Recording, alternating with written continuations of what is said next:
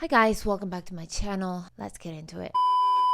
Makeup, one of those things that I thought as a teenage girl I needed to learn. I am thankful that I wasn't influenced that much when it came to makeup and its standards growing up. Most of my influence was pretty much the women around me, the women in my family. Contouring and all these things were really not a thing in my mind. They existed, but in the periphery. I would take maybe 5 to 10 minutes doing my makeup. In fact, I still take around 5 to 10 minutes when I do my makeup.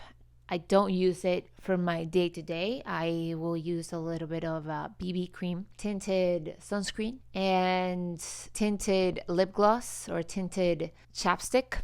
But today's beauty standards are on another level. And frankly, it all looks pretty fake. Makeup, just like fashion, has fads and trends, and today is no different. According to the early history of cosmetics, makeup was basically exclusively worn by movie stars and musicians. In the 1920s, face powder and compacts became more popular, and women mainly wanted to emulate the look of movie stars while also looking natural themselves. Natural being a key word here, because 100 years later we would jump to more of a drag queen look, but more on that later. Red lipstick also became popular. In the 1930s, less was more. Minimal rouge, powdered skin. In fact, I have this book right here.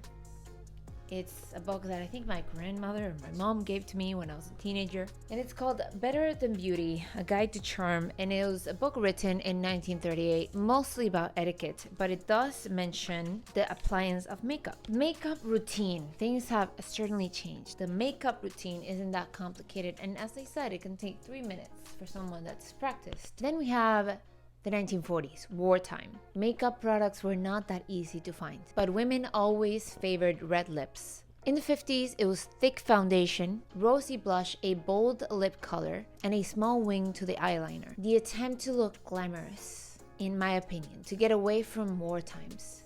In the 1960s, eye makeup took center stage. Contrast that to the 1970s when women rejected all beauty standards. But then I want to fast forward to today, which is mostly influenced by social media, influencers, and YouTubers. And let me tell you, it is not to look as natural as possible. A few years ago, I was living in LA and I had quite a few friends in the film space. I myself went to a couple of casting sessions and I quickly realized that it was not for me. The thing that caught my attention was the look that a lot of LA people had. Now, this is not everyone, but there was a look. For women, to be honest, I thought their face looked fake.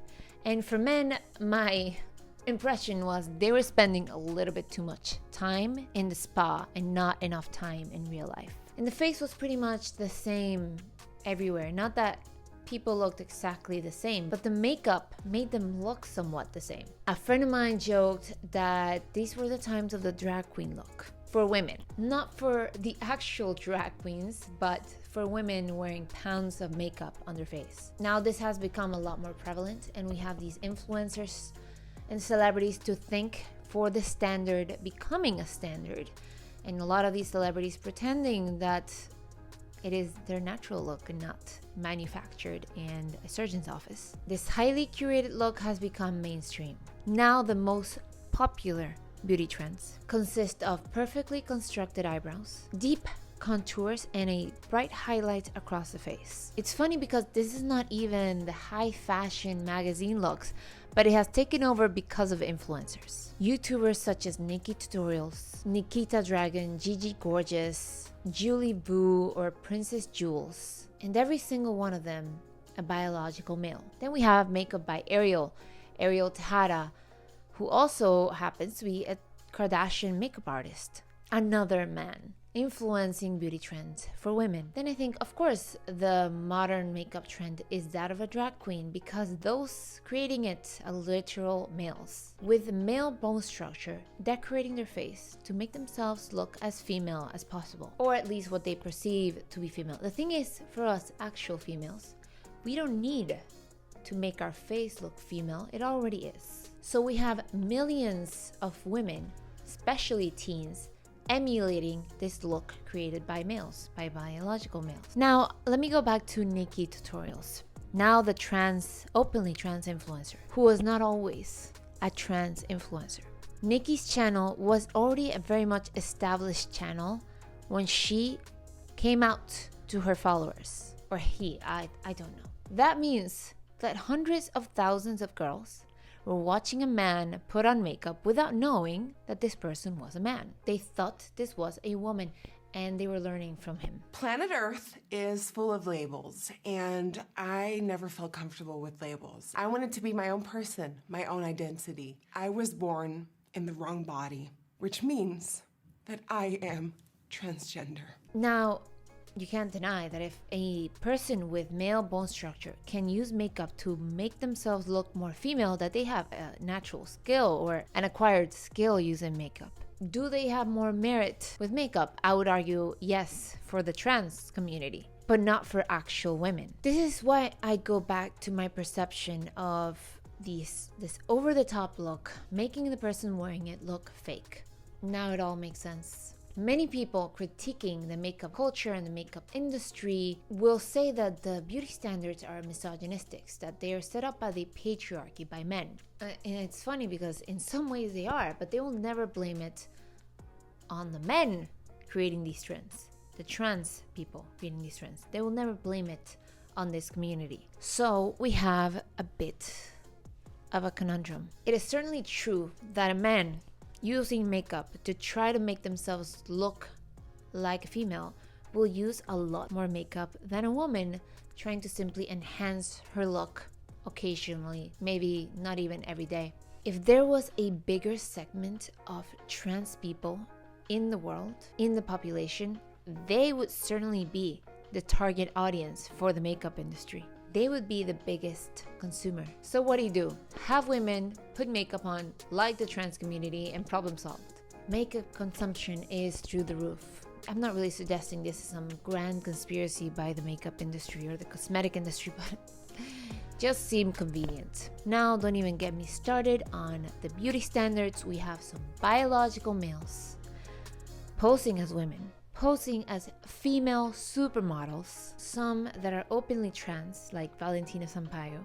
But would you really believe that there are others that aren't openly trans? If you look at their body, it is something that a natural woman would never be able to achieve. Super straight legs, no abdomen body fat, more athletic and longer arms than women. That does something to women looking at these magazines. According to a survey by the Renfree Center Foundation, nearly half the women polled reported feeling self-conscious or unattractive when they don't wear makeup. It makes us feel like there is something wrong with our natural look. And as we ramp up the standard of 1,000 pounds of makeup to look good, which is, by the way, completely orchestrated and fake, we are making it more difficult for ourselves as women to feel comfortable in our own skin. Now wearing makeup becomes an obligation. It becomes a toxic part of our culture based on perception, not reality. I'm not even touching on actual toxic chemicals that are in our cosmetic supply. Speaking of which, maybe this is a good time to give a shout out to one of my Instagram followers who actually created a skincare line based on tallow. Her products are 100% natural. I love it. The name is Organic Darlings. I will leave the link in the description if you're interested. She took the issue into her own hands, and I really appreciate that. And that's something that I think we need to start to change as consumers, voting with our dollars or even creating the products that we want to use. I really believe that we should transition to a more natural way to take care of ourselves when it comes to food and when it comes to anything that we put on our skin. Now, with all that said, I hope you enjoyed this topic. Thank you for staying so far. Let me know what you think. And if you're curious for more information or for more topics, click one of the videos here, and I'll see you next time.